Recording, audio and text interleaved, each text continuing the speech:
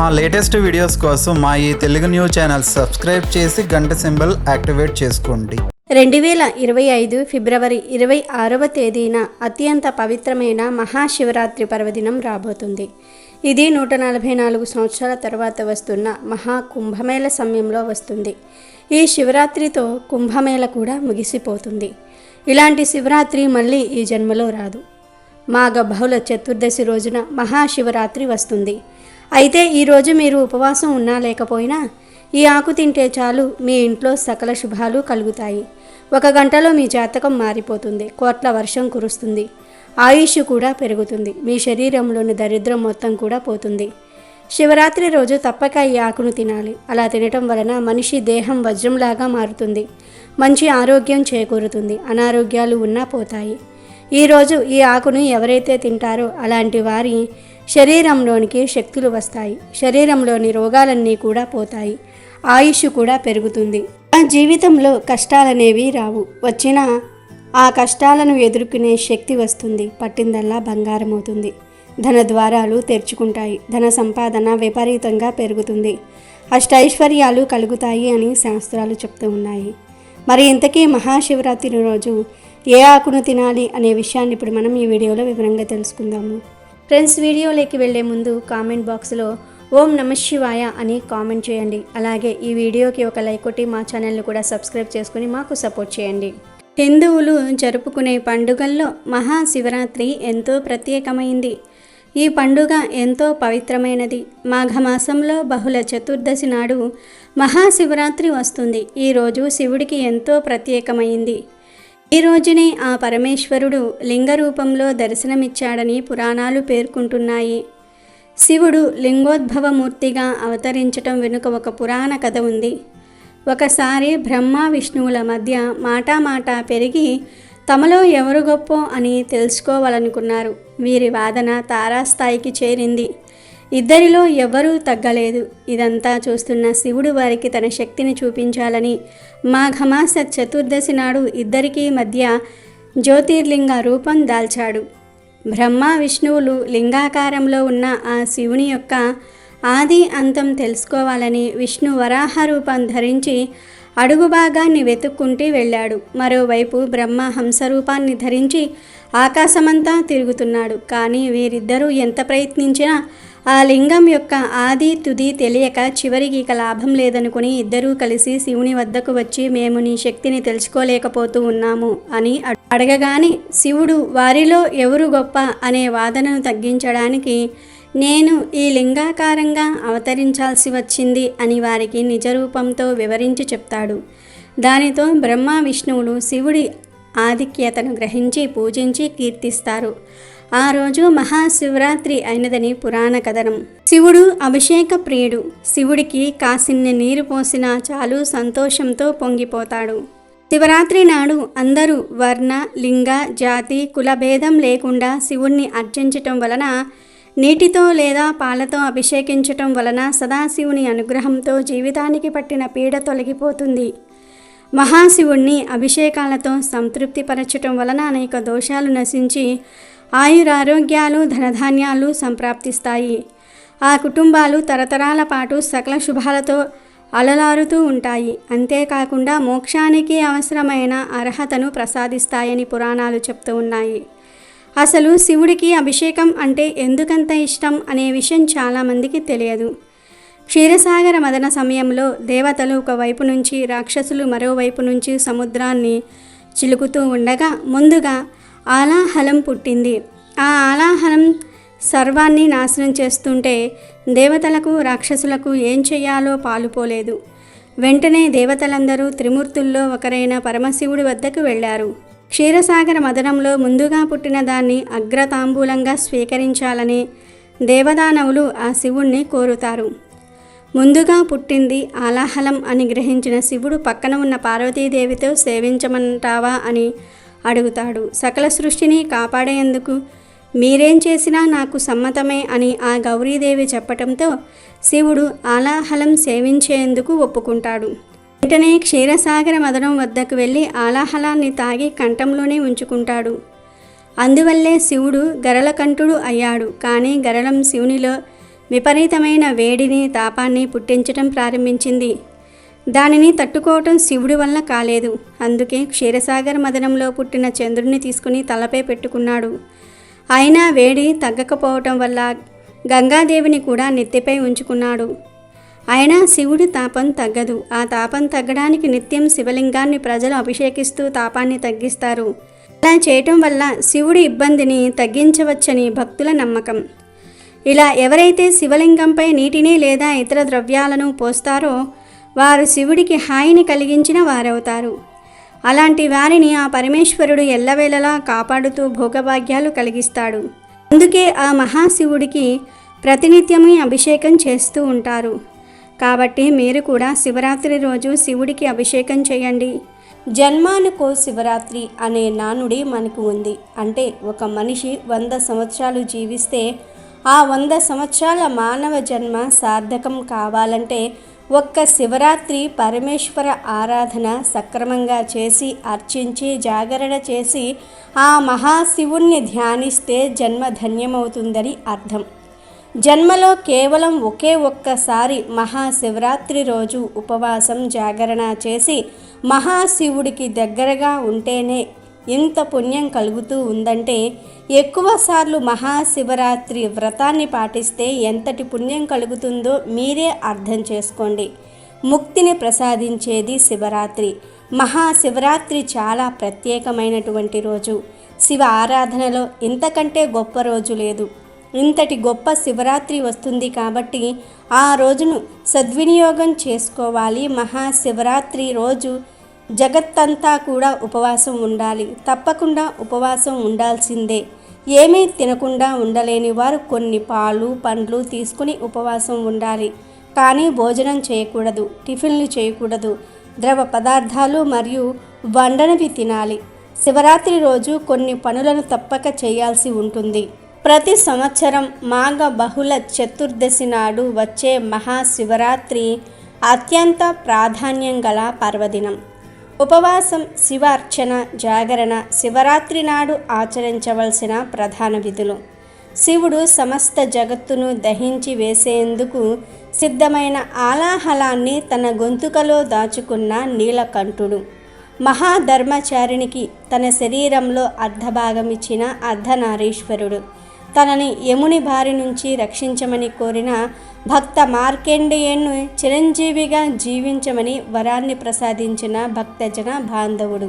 పరమేశ్వరుడి అనుగ్రహం లభించాలంటే మహాశివరాత్రి రోజున పూజ చేసుకోవడం ఉత్తమమైన మార్గం. శివ అను పదానికి మంగళకరం, శుభప్రదం అని అర్థం. కైలాసనాథుడైన శంకరుడు లింగంగా ఆవిర్భవించిన రోజునే మహాశివరాత్రిగా పరిగణించబడుతోంది. యావత్ ప్రపంచాన్ని నడిపించే ఆ ఈశ్వరుడే మాఘమాసం బహుళ చతుర్దశి రోజు అనంత భక్త కోటి కోసం శివలింగంగా ఆవిర్భవించాడని పురాణాలు చెప్తూ ఉన్నాయి. మహాశివరాత్రి రోజు ఉపవాసం, జాగరణ ఉండటం హిందువుల సాంప్రదాయం. ఉపవాసం ఉండే ముందు రోజు ఉపవాసం, మరుసటి రోజు మాంసాహారం, గుడ్డు మొదలైనవి తినకూడదు. మద్యపానం చేయకూడదు. ఎలాగూ ఉపవాసం చేస్తున్నాం కదా, ఉదయం లేస్తే ఆకలి తట్టుకోలేం, కష్టమని ఆలస్యంగా లేస్తారు చాలామంది. అలా చేయకూడదు. ఉపవాసం ఉండే రోజు ఉదయం సూర్యోదయానికి ముందే నిద్రలేచి తలపై నుంచి స్నానం చేసి శివ దర్శనం చేసుకుని శివనామ స్మరణతో ఉపవాసం ఉండాలి. రాత్రి వేళల్లో శివలింగానికి పూజలు చేస్తూ జాగారం చేయాలి. పూజా విధానం, మంత్రాలు తెలియకపోయినప్పటికీ కూడా ఉపవాసం, జాగరణం, బిల్వార్చన, అభిషేకం లాంటి వాటిల్లో పాల్గొంటే చాలు శివ అనుగ్రహం లభిస్తుందని వేద పండితులు చెప్తూ ఉన్నారు. ఇలా చేస్తే అనుకున్న కార్యాలు జరుగుతాయి. శివరాత్రి రోజు ఉపవాసం, జాగరణ చేయటం వల్ల సకల సంపదలు చేకూరతాయని వారు సూచిస్తూ ఉన్నారు. శివరాత్రి మొత్తం శివనామంతో ఓం నమఃశివాయ అనే పంచాక్షరి మహామంత్ర జపం, స్మరణతో జాగరణ మీలో నిక్షిప్తమై ఉన్న అనంతమైన శక్తిని జాగృతం చేస్తుంది. శివరాత్రి మరునాడు ఉదయం శివాలయాన్ని దర్శించి ప్రసాదం తీసుకుని ఇంటికి వచ్చి భోజనం చేసి ఉపవాస వ్రతం ముగించుకోవాలి. అందరూ గుర్తుపెట్టుకోవాల్సిన ముఖ్య విషయం, శివరాత్రి నాడు ఉపవాసం, జాగరణ చేసిన వారు తరువాతి రోజు రాత్రి వరకు కూడా నిద్రించకూడదు. అప్పుడే సంపూర్ణ ఫలం దక్కుతుందని పెద్దలు చెప్తూ ఉన్నారు. ఒకసారి శివరాత్రి గురించి పరమశివుణ్ణి పార్వతీదేవి అడిగిన సందర్భంలో శివరాత్రి ఉత్సవం తనకెంతో ఇష్టమని, ఏమీ చేయకుండా ఆ రోజు ఉపవాసం ఉన్నా సరే తానెంతో సంతోషిస్తానని తెలిపాడు. పరమేశ్వరుడు చెప్పిన ప్రకారం పగలంతా నియమనిష్టలతో ఉపవాసం ఉండి రాత్రి 4 జాముల్లోనూ శివలింగానికి అభిషేకం చేయాలి. పంచామృతాలతో తొలుత పాలు, తర్వాత పెరుగు, నెయ్యి, తేనెతో అభిషేకం చేస్తే శివుడికి ప్రీతి కలుగుతుంది. మర్నాడు వేద బ్రాహ్మణులకు భోజనం వడ్డించిన తర్వాత భుజించి శివరాత్రి వ్రతం పూర్తి చేసుకోవాలి. దీనిని మించిన వ్రతం మరి ఒకటి లేదని స్వయంగా పరమశివుడు తెలిపాడు. శివరాత్రి రోజు చెయ్యవలసిన 2 ప్రధాన విధులు ఏమిటంటే, ఒకటి ఉపవాసం, ఇంకొకటి జాగరణ. జాగరణ అంటే మేల్కొని ఉండటం, కళ్ళు తెరిచి ఉండటం. మేల్కోవటం కాదు, అంటే ఆ రోజు రాత్రి నిద్రపోకుండా సినిమాలు చూడటం. చూస్తే అది నిజమైన జాగరణ అవ్వదు. అంతకన్నా మీరు జాగరణ చెయ్యకపోవటమే మంచిది. ఇలా రాత్రి సినిమాలు చూసి జాగరణ అయిపోయింది, పుణ్యం వస్తుంది అనుకుంటే అదంతా కూడా మీ భ్రమే. జాగరణ అంటే శివాలయ సన్నిధిలో ఉండాలి, ఏదైనా మంత్రజపం చేస్తూ ఉండాలి, భజనలు చేస్తూ ఉండాలి, లేదా ఏదైనా దైవ సంబంధిత ప్రవచనం వినాలి. ఏదైనా సరే ఆ పరమశివుడికి సమీపంలో ధ్యానంతో, శివమంత్రంతో, శివ దర్శనంతో ఈ రాత్రంతా కూడా గడపాలి. ఆ మహాశివుని కథలు వినటం చేయాలి. ఇలా రాత్రంతా గడిపి ఉదయమే లేచి మళ్ళీ శివుడికి అభిషేకం చేసుకొని అప్పుడు ఎవరికైనా సరే భోజనం పెట్టుకోవాలి. లేదా ఒక సద్బ్రాహ్మణుని ఇంటికి పిలుచుకొని అతనికి భోజనం పెట్టి దక్షిణ తాంబూలాలు ఇచ్చి అప్పుడు శివుడికి నివేదన చేసిన ప్రసాదాన్ని స్వీకరిస్తే అది మహాశివరాత్రి అవుతుంది. మహాశివరాత్రి రోజు శివ కళ్యాణ మహోత్సవాన్ని చూసిన భక్తుల సమస్త పాపాలు హరించుకుపోతాయి. కాబట్టి మహాశివరాత్రి రోజు ఈ విధంగా ఉపవాసం, జాగరణ చేయండి. ఈ విషయాలు ప్రతి ఒక్కరూ కూడా గుర్తుపెట్టుకోవాలి. తెలియక పొరపాట్లు చేస్తే ఉపవాసం, జాగరణ చేసిన ఫలితం పోతుంది. ఈ మహాశివరాత్రి రోజు గర్భిణీ స్త్రీలు, చిన్నపిల్లలు, వయసు పైబడిన వారు ఉపవాసం ఉండకపోయినా తప్పేమీ లేదు. కానీ ఈరోజు పొరపాటున కూడా మాంసాహారం తినకూడదు, మద్యం జోలికి పోకూడదు. అలాగే మహాశివరాత్రి పూజలు చేసేవారు ఉదయం సూర్యోదయానికి పూర్వమే నిద్రలేవాలి.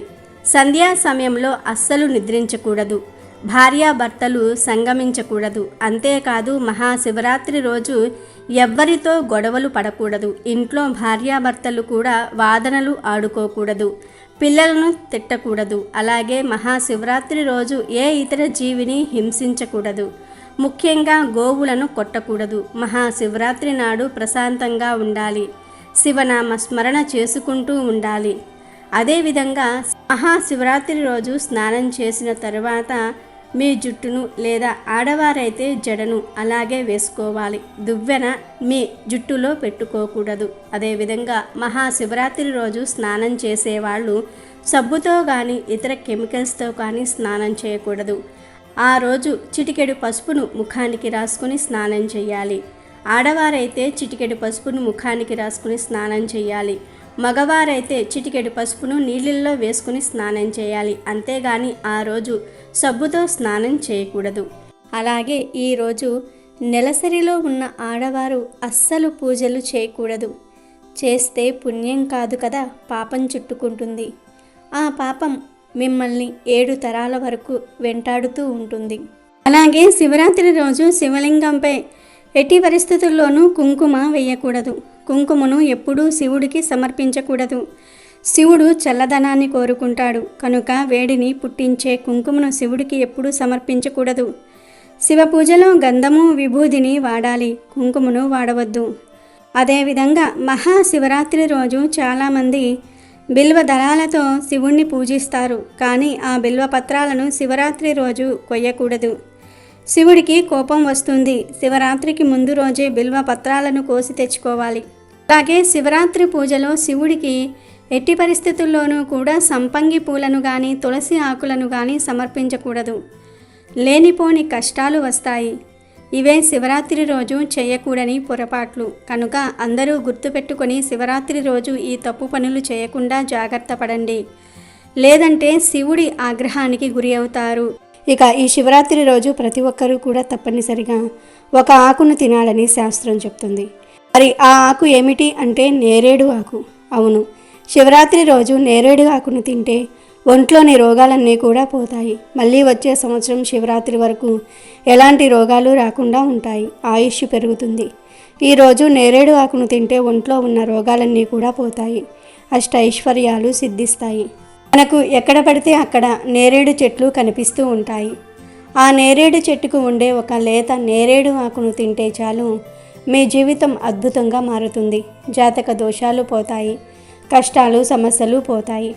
మరి ఇంతకీ ఈ నేరేడు ఆకును ఎలా తినాలంటే ఏమీ లేదు. ఈ శివరాత్రి రోజు కొన్ని నేరేడు ఆకులను తెచ్చుకొని శివుడి ఫోటో ముందు పెట్టండి. మీ ఇంట్లో ఎంతమంది ఉంటే అన్ని నేరేడు ఆకులు తెచ్చుకొని శివుడి ముందు పెట్టండి. శివుడికి ఒక నమస్కారం చేసుకోండి, పూజ చేసుకోండి. తర్వాత అంటే ఒక అరగంట తర్వాత ఈ నేరేడు ఆకులను తీసుకొని ఇంట్లోని వారందరూ ఒక్కో ఆకును తినండి. ఈ నేరేడు ఆకులు చిన్నగానే ఉంటాయి, ఈజీగా తినేయవచ్చు. కనుక ఒక ఆకును డైరెక్ట్గా తినేయండి. మేము అలా తినలేము అనుకునేవారు మాత్రం ఈ నేరేడు ఆకు మీద చిటికెడు తేనెను కానీ బెల్లాన్ని కానీ చక్కెరను కానీ వేసుకొని తినవచ్చు. నేరేడు ఆకులే ఎందుకు తినాలంటే ఈరోజు నేరేడు ఆకులకు విపరీత శక్తులు వస్తాయి. మన రోగాలను బాధలను తొలగించే పవర్స్ వస్తాయి. కాబట్టి ఈరోజు ఇలా నేరేడు ఆకును తింటే ఒంట్లోని దోషాలన్నీ కూడా పోతాయి. శరీరానికి మంచి ఆరోగ్యం లభిస్తుంది, ఆయుష్ వృద్ధి జరుగుతుంది, కష్టాలన్నీ కూడా పోతాయి, అష్టైశ్వర్యాలు సిద్ధిస్తాయి, జాతక దోషాలు కూడా పోతాయి. 1 గంటలో మీ జాతకం అద్భుతంగా మారిపోతుంది, ధన సంపాదన పెరుగుతుంది, మీ ఇంట్లో కనకవర్షం కురుస్తుంది. కాబట్టి మీరు కూడా శివరాత్రి రోజు ఈ ఆకును తిని పరమేశ్వరుడి అనుగ్రహంతో సకల ఐశ్వర్యాలను పొంది ఆనందంగా జీవించండి. పూర్వం శబరీ నది తీరమందున్న అరణ్యములో కులీనుడు అనే ఒక బోయవాడు తన భార్యా బిడ్డలతో నివసించేవాడు. అతను వేట తప్ప మరొక ఆలోచన లేని కడుమూర్ఖుడు. వేటకు పోవుట, జంతువులను చంపి వాటిని కాల్చి తాను తిని తన భార్యా బిడ్డలకు తినిపించుట తప్ప అతనికి మరేదియూ తెలియదు. అతడు జంతువులను వేటాడటంలో నేర్పు గలవాడు. క్రూర మృగములు సైతం ఆ బోయవానిని చూసి భయపడి పారిపోయేవి. అందుచేత అతడు అడవిలో నిర్భయముగా తిరిగేవాడు. ప్రతి దినము వలె ఒకనాడు వేటకు వెళ్ళగా ఆనాడు జంతువులేమీ కంటపడలేదు. సాయంకాలమవుతుంది. కులీనుడికి వట్టి చేతులతో ఇంటికి వెళ్ళుటకు మనసు అంగీకరించినందున చీకటి పడిన తర్వాత అక్కడ ఉన్న మారేడు చెట్టు పైకెక్కి జంతువుల కొరకు ఎదురు చూడసాగాడు. తెల్లవారుతున్న కొలది చలి ఎక్కువై మంచు కురుస్తున్నందున కులీనుడు చెట్టు కొమ్మలను దగ్గరకు లాగి వాటితో తన శరీరాన్ని కప్పుకోసాగాడు. ఆ కొమ్మలకు ఉన్న ఎండుటాకులు రాలి చెట్టు కింద ఉన్న శివలింగము మీద పడినవి. ఆ రోజు మహాశివరాత్రి. అందులో బోయవాడు పగలంతా తిండి తినక రాత్రంతా జాగరణతో ఉన్నాడు. తనకు తెలియకపోయినను మారేడు వ్రతములు శివలింగముపై పడినవి. ఇంకేమున్నది, శివరాత్రి మహిమ బోయవాడికి సంప్రాప్తించెను. మాఘమాసంలో కృష్ణపక్ష చతుర్దశి రాత్రి అందయు జాగరణ, పైగా శివలింగముపై బిల్వ పత్రములు ఉండుట, తిండి లేక ఉపవాసముండుట ఇవన్నీ ఆ బోయవానికి మేలు చేసినవి. మరణములకు హెచ్చు తగ్గులు గాని శిశు వృద్ధ భేదములు గాని లేవు. పూర్వజన్మలో చేసుకున్న పాపపుణ్యములను బట్టి మనుజుడు తన జీవితమును గడపవలసినదే. మరికొన్ని సంవత్సరములకు ఆ బోయవాడికి వృద్ధాప్యము కలిగి మరణమాసన్నమై ప్రాణములు విడిచెను. వెంటనే యమభటులు వచ్చి వాని ప్రాణములు తీసుకొని పోవుచూ ఉండగా కైలాసము నుండి దేవదూతలు వచ్చి యమదూతల చేతిలోనున్న బోయవాని జీవాత్మను తీసుకొని శివుని దగ్గరకు పోయిరి. యమభటులు చేయునది లేక యముడి దగ్గరికి వెళ్ళి యమునితో జరిగింది చెప్పిరి. అప్పుడు యముడు కొంత తడవు ఆలోచించి కాసేపటి తర్వాత శివుని వద్దకు వెళ్ళెను. శివుడు, పార్వతి, గణపతి, కుమారస్వామి, తుంబుర, నారదాది గణములతో కొలువు తీరియున్న సమయంలో యముడు వచ్చి శివుడికి నమస్కరించెను. అప్పుడు ఉమాపతి యముడిని దీవించి ఉచిత ఆసనమిచ్చి కుశల ప్రశ్నలడిగి వచ్చిన కారణమేమని ప్రశ్నించెను. అంతట యముడు, మహేష, చాలా దినములకు మీ దర్శన భాగ్యము కలిగినందులకు మిక్కిలి ఆనందించుచున్నాను. మీ దర్శన కారణమేమనగా ఇంతకు ముందు మీ దూతలు తీసుకువచ్చిన బోయవాడు మహాపాపి క్రూరుడు. దయా దాక్షణ్యాలు లేక అనేక జీవహింసలు చేసి ఉన్నాడు. ఒక దినమున అనగా మహాశివరాత్రి నాడు తాను యాదృచ్ఛికముగా జంతువులు దొరకనందున తిండి తినలేదు. జంతువులను వేటాడుటకు ఆ రాత్రి అంతయు మెలకువగా ఉన్నవాడే గాని చిత్తశుద్ధితో తాను శివలింగమును పూజించలేదు కనుక అతనిని కైలాసమును తీసుకున్నట్లు భావ్యమా? అంత మాత్రమున అతనికి కైలాసము దొరుకునా అని యముడు విన్నవించుచున్నాడు. అప్పుడు శివుడు, యమధర్మరాజా, నాకు ప్రీతికరమైన మహాశివరాత్రి పర్వదినమందు బిల్వ పత్రములు నాపై వేసి తిండి తినక జాగరణతో ఉన్న ఈ బోయవాడు కూడా పాప ముక్తుడు కాగలడు. ఎవరికైనా ఆ వ్రతఫలం దక్కవలసినవే గనుక ఈ బోయవాడు పాపాత్ముడైనను ఆనాటి శివరాత్రి మహిమ వలన సాయుధ్యము ప్రాప్తమైనది అని పరమేశ్వరుడు వివరించెను. కాబట్టి తెలియక శివరాత్రి వ్రతం చేసిన కైలాసము దొరుకుతుంది అనే విషయాన్ని ఈ పురాణ కథ ద్వారా తెలుసుకోవచ్చు. మహాశివుడు అనేవాడు మాతృవాత్సల్యం కలవాడు. అంటే తల్లి తన బిడ్డను ఏ విధంగా రక్షిస్తుందో శివుడు అలా తన భక్తుల భక్తికి పరవశించి కోరిన కోరికలను నెరవేరుస్తాడు. మహాశివరాత్రికి పగలంతా ఉపవాసం ఉండి రాత్రి జాగరణం చేసి మరుసటి రోజు స్నానం చేసి మహానైవేద్యంగా అన్నం కూరలు వండి దేవునికి నివేదన చూపించి పారణ చేయాలి. అంటే ఆ పదార్థాలు తిని ఉపవాసం విరమించాలి. మీరు తినడానికి ముందే బ్రాహ్మణులకు కానీ పేదవారికి కానీ భోజనం పెట్టాలి. వారెవ్వరూ అందుబాటులో లేకపోతే ఆవుకు కానీ పశుపక్షాదులకు కానీ ఏదైనా ఆహార పదార్థాలు తినిపించి ఆ తర్వాత మీరు పారణ చేయాలి. పిలిస్తే పలికే దైవం శివుడు. భోలాశంకరుడికి అభిషేకం చేయించటం ద్వారా పరిపూర్ణ జ్ఞానాన్ని దైవానుగ్రహాన్ని పొందవచ్చునని పురాణాలు తెలుపుతూ ఉన్నాయి. అభిషేకం సమయంలో దైవ విగ్రహాల నుంచి అత్యంత విలువైన శక్తులు వెలువడుతూ ఉంటాయి. అభిషేకాలు అంటేనే దేవతలు ప్రీతి చెందుతారు. అభిషేక ప్రియుడు శివుడు. అందుకే శివుడికి అభిషేకం చేయించటం ద్వారా విశేష శుభ ఫలితాలను పొందవచ్చును. సాధారణంగా శివుడిని నీటితో కానీ పాలతో కానీ అభిషేకిస్తూ ఉంటారు. ఏ ద్రవ్యంతో అభిషేకించిన ఫలితం ఒకేలాగా ఉంటుందని అనుకుంటూ ఉంటారు. కానీ మహర్షులు ఎంపిక చేసిన ఒక్కో ద్రవ్యంతో అభిషేకించటం వలన ఒక్కో ఫలితం ఉంటుందని చెప్పబడుతోంది. శివరాత్రి రోజున శివుడికి కొన్ని పదార్థాలతో అభిషేకం చేయిస్తే కోరుకున్న కోరికలు నెరవేరుతాయి. ముందుగా పసుపు పొడితో శివుడికి అభిషేకం చేయిస్తే ప్రభుత్వ అధికారుల నుంచి సానుకూలత లభిస్తుంది. తిరుమంజన పొడితో అభిషేకం చేయిస్తే దైవ అనుగ్రహం లభిస్తుంది. గ్రహ దోషాలు తొలగిపోతాయి. బియ్యపిండితో అభిషేకం చేయిస్తే అప్పుల బాధలు తొలగిపోతాయి. చందనాది తైలంతో అభిషేకం చేయిస్తే ఉదర సంబంధిత రుగ్మతలు తొలగిపోతాయి. పంచామృతంతో శివుడికి అభిషేకం చేయించటం ద్వారా అష్టైశ్వర్యాలు చేకూరతాయి. నేతితో శివాభిషేకం చేస్తే మోక్షం సిద్ధిస్తుంది. పాలతో పరమాత్మకు అభిషేకం చేయిస్తే ఆయుర్దాయం పెరుగుతుంది. పెరుగుతో శివ అభిషేకం ద్వారా సంతాన ప్రాప్తి చేకూరుతుంది. బత్తాయి పండ్ల రసంతో శివ అభిషేకం చేస్తే ఆరోగ్యం సిద్ధిస్తుంది. అనారోగ్యాలు మాయమవుతాయి. చెరుకు రసంతో శివ అభిషేకం చేయిస్తే ఆయుర్దాయంతో పాటు సంపూర్ణ ఆరోగ్యం లభిస్తుంది. నిమ్మరసంతో శివ అభిషేకం చేస్తే శత్రుభయం ఉండదు, యమభయం ఉండదు. కొబ్బరి నీటితో శివ అభిషేకం చేస్తే ఉన్నత పదవులు, హోదా, గౌరవము, కీర్తి చేకూరుతుంది. ఉసిరికాయ పొడితో శివ అభిషేకం చేయిస్తే రోగాలు మటుమాయమవుతాయి. పన్నీరుతో శివ అభిషేకం చేస్తే సంతోషకరమైన జీవనం ప్రాప్తిస్తుంది.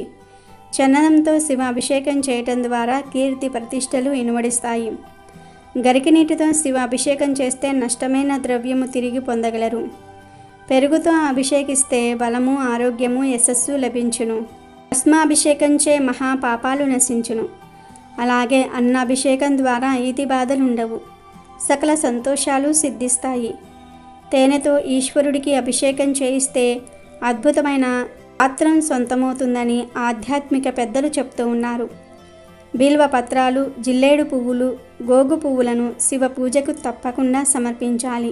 ప్రతి ప్రదోషానికి బిల్వ పత్రాలను శివాలయానికి చేరవేస్తే పరమేశ్వరుడి అనుగ్రహం లభిస్తుందని పెద్దలు సూచిస్తూ ఉన్నారు. హిందువులు జరుపుకునే పవిత్రమైన పండుగలలో మహాశివరాత్రి ఒకటి.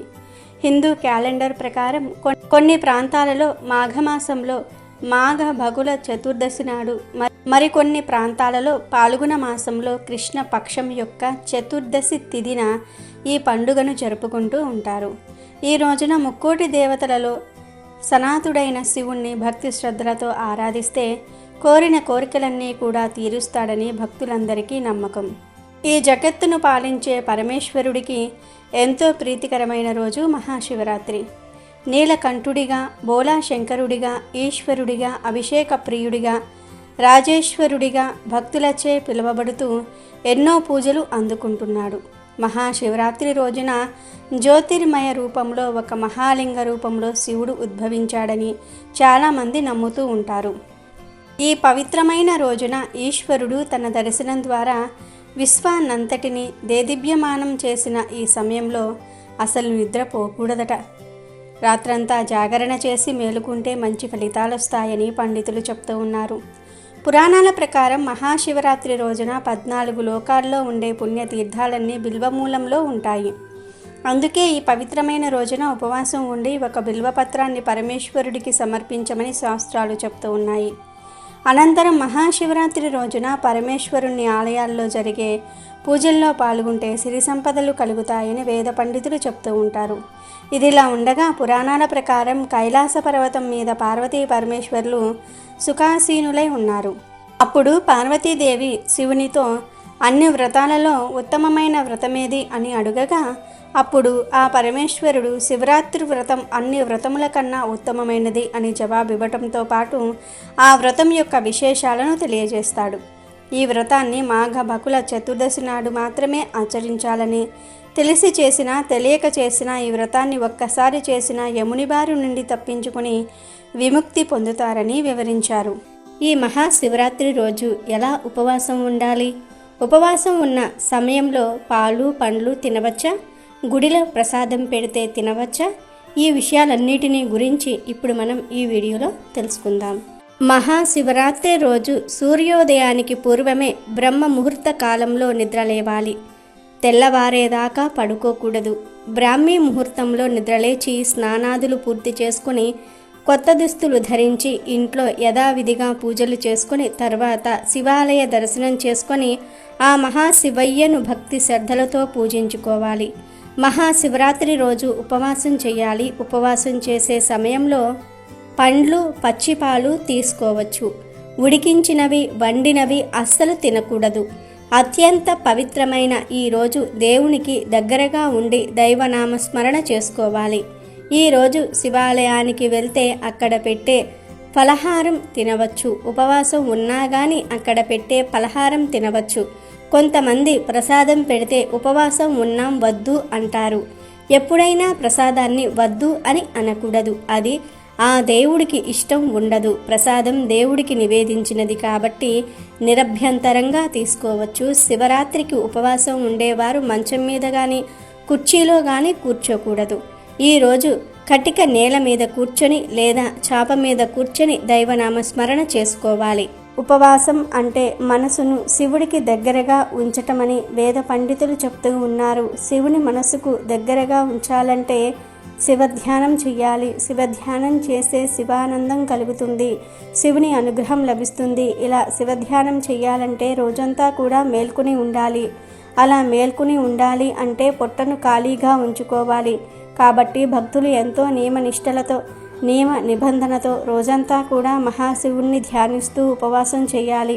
వాస్తవానికి మహాశివరాత్రి నాడు శివధ్యానంలో ఉన్న భక్తులకు ఆకలి వెయ్యదట. ఆరోగ్యమే మహాభాగ్యం అంటారు. శివుడు కూడా తన భక్తుల ఆరోగ్యం క్షీణించాలని అనుకోడు. కాబట్టి చిన్న చిన్న రోగాలతో బాధపడే వాళ్ళు అల్పాహారం తీసుకోక తప్పదు. అల్పాహారం అంటే పండ్లు మాత్రమే తీసుకోవాలని పండితులు సూచిస్తూ ఉన్నారు. ఈ కాలంలో దొరికే అనాస, ద్రాక్ష, జామ వంటి పండ్లను తీసుకోవచ్చునని చెప్తూ ఉన్నారు. అందరూ శివరాత్రికి అభిషేకాలు, అర్చనలు, ఉపవాసం, జాగరణలు చేస్తారు. ఎవరెవరు ఉపవాసాలు చేయాలి, ఎవరెవరు ఉపవాసాలు చేయకూడదు అనే విషయానికి వస్తే గర్భిణీలు, చిన్నపిల్లలు, వృద్ధులు ఉపవాసం చేయకూడదు. వయసులో పెద్దవారు ఉపవాసం ఉండాలి అనుకుంటే తేలికపాటి ఆహారం తీసుకొని ఉపవాసం ఉండవచ్చు. ఇక చిన్నపిల్లలు ఏం తిన్నా తప్పు లేదు. ఇక ఓపిక ఉన్నవారు ధారాళంగా ఉపవాసం ఉండొచ్చు. అనారోగ్యంతో ఉన్నవారు, టాబ్లెట్స్ వేసుకోవలసిన వారు, బీపీ షుగర్లు ఉన్నవారు ఉపవాసం ఉండి శివరాత్రి ఎప్పుడు అయిపోతుందా అని ఎదురు చూడకుండా చక్కగా పలహారం తిని లేదా పండ్లు, చిలకడ దుంపలు, పచ్చి కాయలు ఇలాంటివి తీసుకోండి. ఏమీ తినకుండా ఉండలేని వారు సంతోషంగా పలహారం తీసుకొని శివుణ్ణి ఆరాధించండి. మనస్ఫూర్తిగా శివుణ్ణి పూజించండి. ఉపవాసం చేసిన దానికంటే కూడా అధిక ఫలితం వస్తుంది. ఇక్కడ మనసు ఇంపార్టెంట్. మన మనసును భక్తి మార్గంలో చూపించేటప్పుడు, అంటే భగవంతుడిపై లీనం చేసినప్పుడు ఆ ఫలితం అనేది ఎక్కువగా వస్తుంది. మనం ఉపవాసం ఉండి కూడా భగవంతుడిపై మనసును లగ్నం చేయలేకపోతే ఆ ఉపవాసం వ్యర్థమవుతుంది. కాబట్టి కడుపు నిండా తిని కూడా ఆ భగవంతుడిపై మనసును లగ్నం చేయగలిగితే ఉపవాసం చేసి శివుణ్ణి పూజించిన దానికన్నా కూడా ఎక్కువ ఫలితం వస్తుంది. అంతేగాని బాధపడుతూ ఉపవాసం ఉండవద్దు. అది శివుడికి నచ్చదు. నేను భోజనం చేయలేదు అని అనుకుంటూ శివుడిని పూజ చేస్తే ఆ పూజ శివుడికి నచ్చదు, మీకు కూడా మంచిది కాదు. ముఖ్యంగా శివరాత్రి రోజు ఎవ్వరూ కూడా దుర్భాషలు ఆడవద్దు, ఎవ్వరినీ తిట్టవద్దు. ఇంట్లో వారితో కూడా ప్రశాంతంగా మాట్లాడండి. ఈరోజు సాధ్యమైనంత వరకు నమఃశివాయ మంత్రాన్ని జపించండి. ఏదైనా పొరపాటు చేస్తే శివ అని శివుణ్ణి తలుచుకోండి. ఆ రోజు మీరు చేసే ప్రతి పనిలోనూ శివార్పణం అనే నామాన్ని వాడండి. మీరు ఎంత ఎక్కువగా శివుడితో మమేకంగా ఉంటారో భగవంతుడి కరుణా కటాక్షాలు అంతే ఎక్కువగా లభిస్తాయి.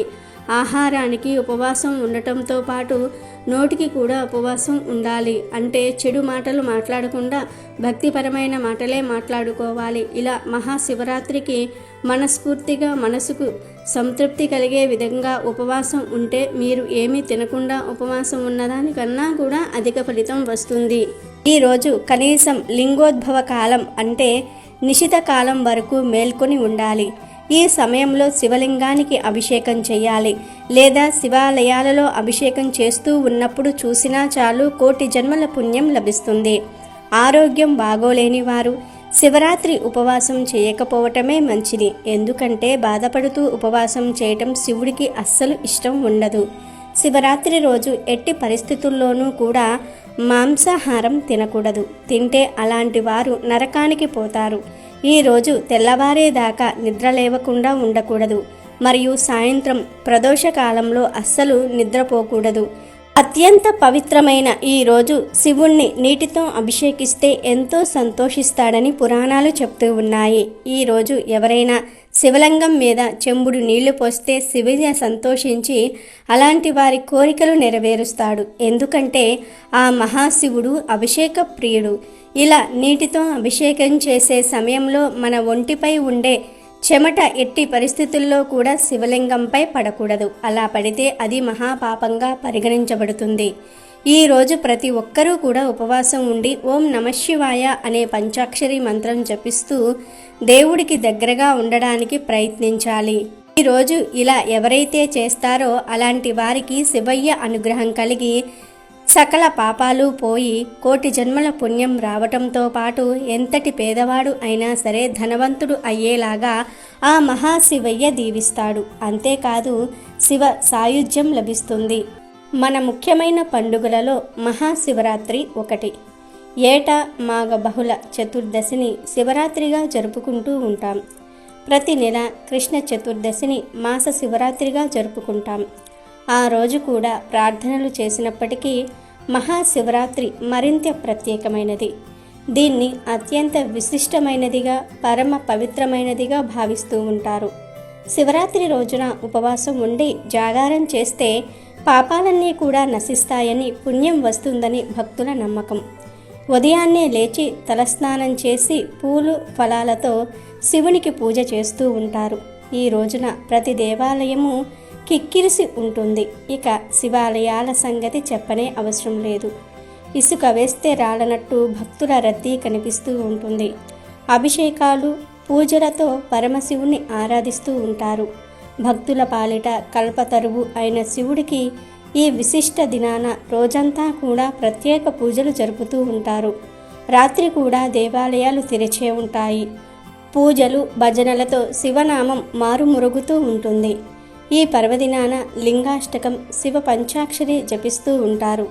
దీపారాధన చేసి భక్తి ప్రవర్తులతో రుద్రాభిషేకం చేస్తారు. శివ పార్వతుల కళ్యాణం చేస్తారు.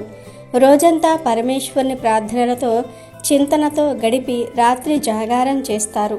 భక్తులు ఈ రోజున పరమేశ్వరుని ఆరాధించటమే కాకుండా ఏ తప్పులు కూడా చేయకూడదని, అబద్ధాలు చెప్పకూడదని విశ్వసిస్తూ ఉంటారు.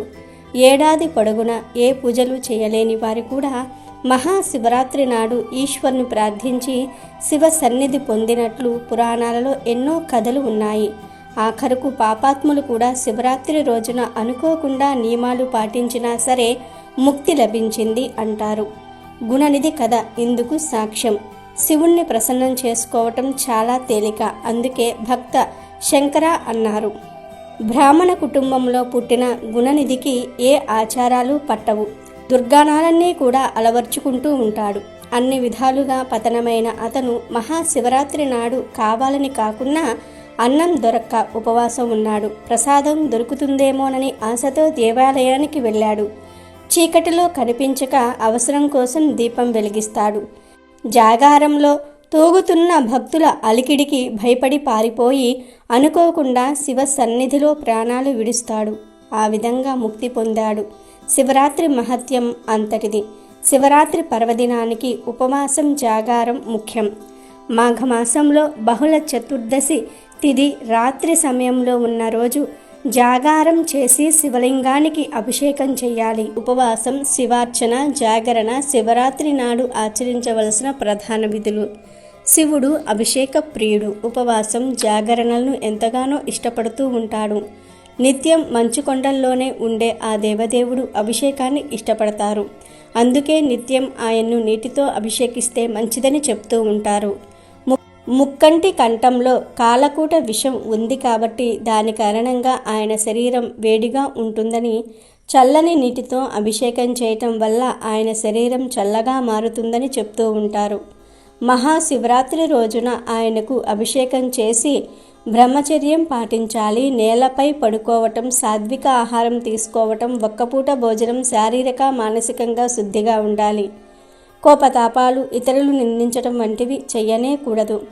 శివరాత్రి మహత్యమంతా కూడా రాత్రి వేళల్లోనే ఉంటుంది. అందుకే భక్తజనులందరూ కూడా ఈ రాత్రి పూట భజనలు, పురాణ కాలక్షేపం లేదంటే శివనామ స్మరణతో గడుపుతూ ఉంటారు. కొందరు వీలున్న వారు అర్ధరాత్రి లింగోద్భవ కాలంలో అభిషేకాలు, అర్చనలు చేయించి శివ కృపా కటాక్షాలను పొందుతారు. రోజంతా శివ పంచాక్షరి మంత్రం ఓం నమశివాయ అంటూ ధ్యానం చేయటం వల్ల మనసుకు ప్రశాంతత చేకూరుతుంది.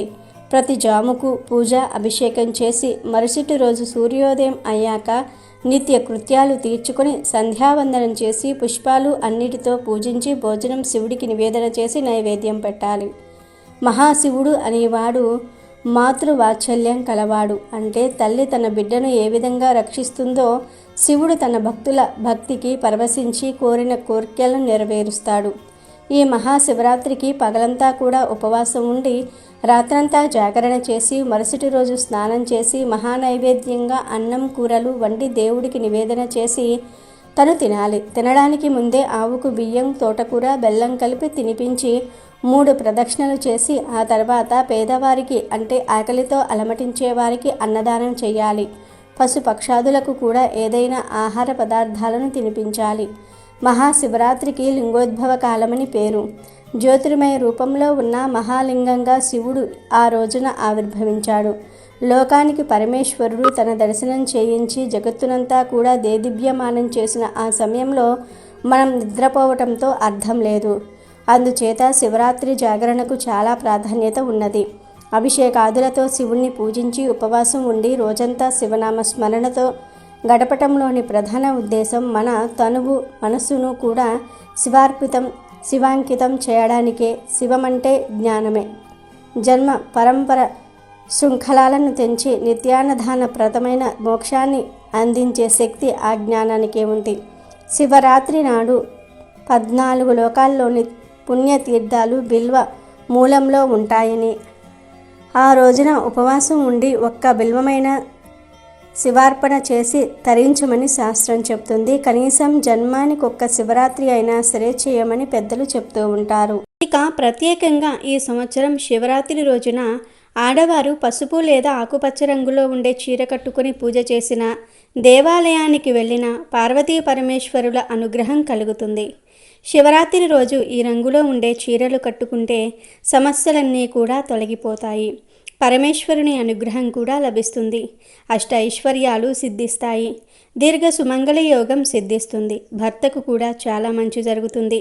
చీర అనే కాదు, డ్రెస్సులు వేసుకునే వారు కూడా ఈ రంగులో ఉండే డ్రెస్సులు వేసుకోండి. కేవలం ఆడవారే కాదు, మగవారు, పిల్లలు, పెద్దలు ఇలా అందరూ కూడా ఈ రంగులో ఉండే దుస్తులు ధరించాలి. కనుక మహాశివరాత్రి రోజు చక్కగా ఉదయమే నిద్రలేచి శుచిగా స్నానం చేసుకుని పసుపు మరియు గ్రీన్ కలర్లో ఉండే దుస్తులు ధరించండి. ఎల్లో అండ్ గ్రీన్ ఈ రెండు రంగుల కలయికలో ఉండే దుస్తులు ధరించినా కూడా శివపార్వతుల అనుగ్రహం లభిస్తుంది. ఈ కలర్లో ఉండే దుస్తులు ధరించడం శ్రేయస్కరం అని జ్యోతిష్యులు కూడా చెప్తూ ఉన్నారు. కనుక శివరాత్రి రోజు స్త్రీలు ఎల్లో ఆర్ గ్రీన్ కలర్లో ఉండే దుస్తులు ధరించండి. అలా ధరించటం వలన శివపార్వతుల అనుగ్రహం కలుగుతుంది. ఇంట్లో ఐశ్వర్య వర్షం కురుస్తుంది. దీర్ఘ సుమంగళి యోగం సిద్ధిస్తుంది. భర్తకు మంచి జరుగుతుంది. కానీ ఈరోజు ఎట్టి పరిస్థితుల్లోనూ కూడా బ్లూ కలర్లో ఉండే దుస్తులు ధరించవద్దు.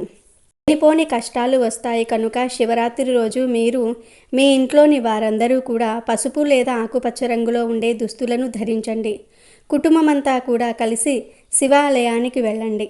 పరమేశ్వరుని భక్తి శ్రద్ధలతో పూజించండి.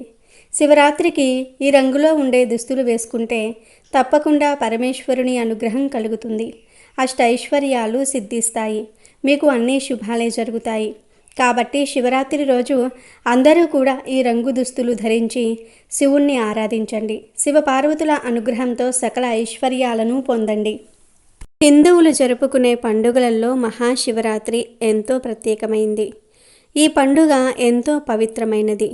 మాఘమాసంలో బహుళ చతుర్దశి నాడు మహాశివరాత్రి వస్తుంది. ఈరోజు శివుడికి ఎంతో ప్రత్యేకమైంది. ఈ రోజునే ఆ పరమేశ్వరుడు లింగరూపంలో దర్శనమిస్తాడని పురాణాలు పేర్కొన్నాయి. చాలామంది బంగారం కొనాలని ఆశపడుతూ ఉంటారు. ముఖ్యంగా స్త్రీలు బంగారం కొనుక్కోవాలి అని అనుకుంటూ ఉంటారు. అలా బంగారం కొనాలన్నా, బంగారం కొనడానికి డబ్బు ఏర్పాటు కావాలన్నా ఈ మహాశివరాత్రి రోజు శివుణ్ణి జమ్మి ఆకులతో పూజించాలని పురాణాలు చెప్తూ ఉన్నాయి.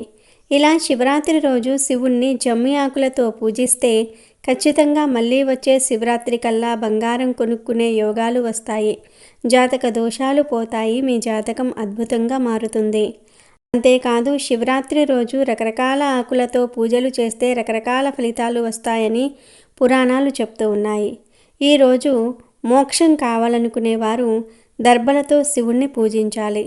దీర్ఘాయుష్యు కలగాలంటే శివుణ్ణి గరికతో పూజించాలి. పుత్ర సంతానం కలగాలంటే శివుణ్ణి ఉమ్మెత్త పూలతో పూజించాలి. శత్రు నాశనం జరగాలంటే జిల్లేడు పూలతో పూజ చేయాలి. ఒంట్లోని రోగం నాశనం అవ్వాలంటే గన్నేరు పూలతో శివుణ్ణి పూజించాలి. వాహన ప్రాప్తి కలగాలంటే ఈరోజు శివుణ్ణి సన్నజాజి పూలతో పూజించాలి.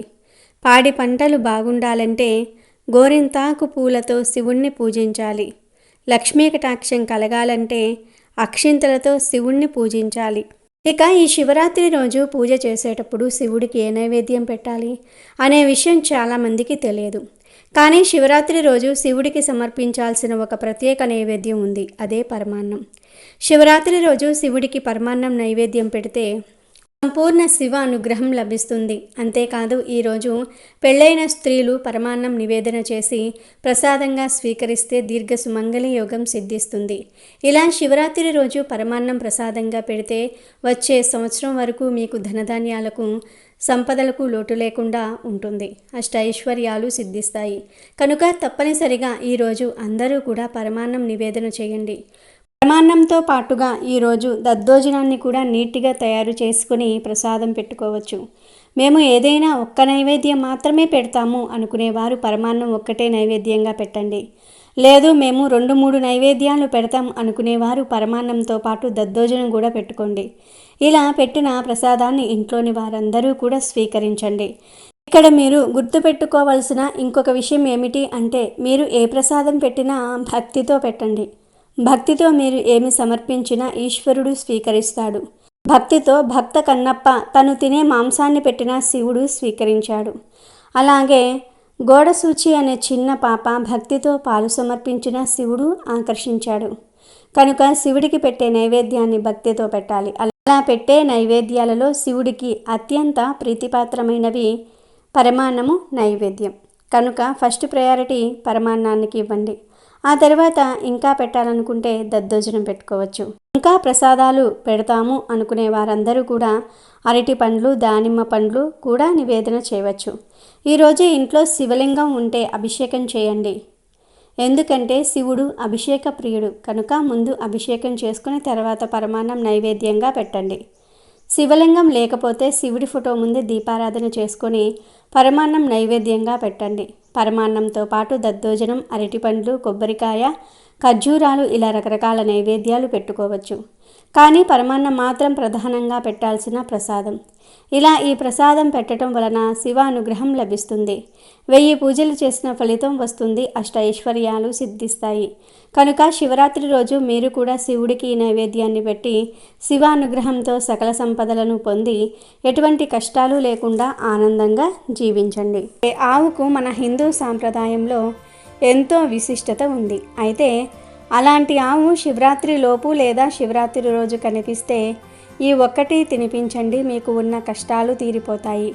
జాతకం మారిపోతుంది. మహాశివరాత్రి లోపు మీ ఇంటికి ఆవు వచ్చినా లేదా గుడికి వెళ్ళేటప్పుడు అక్కడ ఆవులు ఉన్న వాటికి ఆకుకూరలను తినిపించండి. తోటకూర, పాలకూర, కొత్తిమీర వంటి ఆకుకూరలను ఆవుకు తినిపించటం వల్ల మంచి జరుగుతుంది.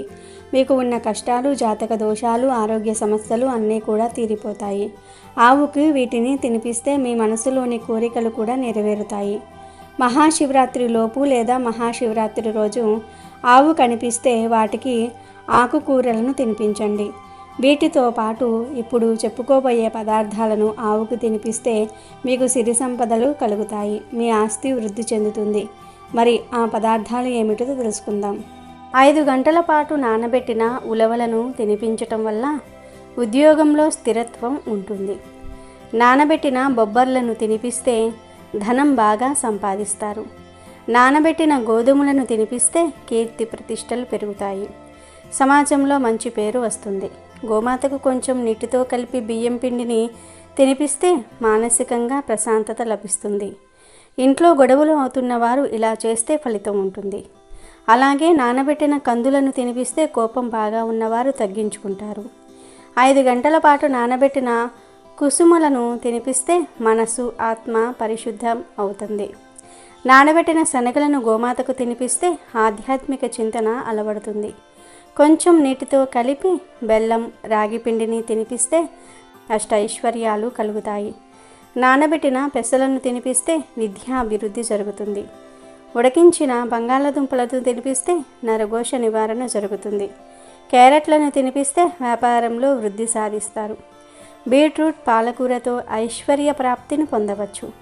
గోమాతకు దోసకాయలను తినిపిస్తే శత్రువుల బాధ తగ్గుతుంది. గోమాతకు టమాటాలను తినిపిస్తే పెళ్లి త్వరగా అవుతుందట. బయట కనిపించే ఆవులకు కానీ లేదంటే దగ్గరలో ఉండే గోశాలకు వెళ్ళి గోవులకు మీరు టమాటాలను పెట్టవచ్చు. ఇలా ఆవుకు టమాటాలను పెట్టడం వల్ల త్వరలో పెళ్లి కుదురుతుంది. ఆవుకు ఈ ఆహార పదార్థాలు తినిపిస్తే అతి తొందరలోనే మీరు పడుతున్న బాధల నుండి విముక్తి కలుగుతుంది. ఇలా చేయటం వల్ల మంచి జరుగుతుంది. మరి ప్రతి ఒక్కరూ శివరాత్రి లోపు లేదా శివరాత్రి రోజు ఆవు కనిపిస్తే ఈ ఆహార పదార్థాలను తినిపించండి. మీ సమస్యలను దూరం చేసుకుని ఆనందంగా జీవించండి. అమెజాన్లో బెస్ట్ డిస్కౌంట్స్ కోసం వీడియో డిస్క్రిప్షన్లో లింకు ఉంది, చూడండి. అలాగే మా టెలిగ్రామ్ ఛానల్ సబ్స్క్రైబ్ చేసుకోండి.